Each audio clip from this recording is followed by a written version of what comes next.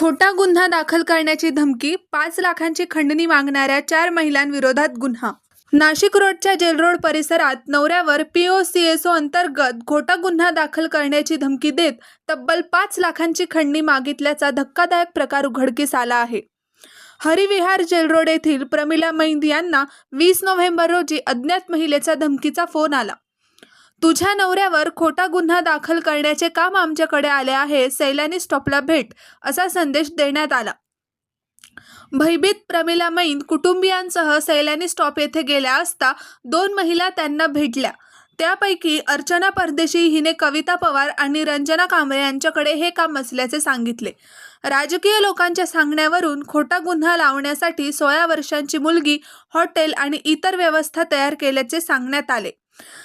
आमची 15 महिलांची टीम आहे, अनेकांना आधीही अडकवले आहे, असा दावा करून 5 लाखांची मागणी केली. प्रमिला मैंद यांनी तातडीने पोलीस आयुक्तांची भेट घेऊन तक्रार केली. त्यानंतर उपनगर पोलीस ठाण्यात तक्रार दाखल झाली. 23 नोव्हेंबर रोजी संशयित महिलांनी पुन्हा खंडणीची मागणी केली. पोलिसात तक्रार केली तर कुटुंब मारून टाकू अशी धमकी अर्चना परदेशी आणि स्नेहल भालेराव यांनी दिली.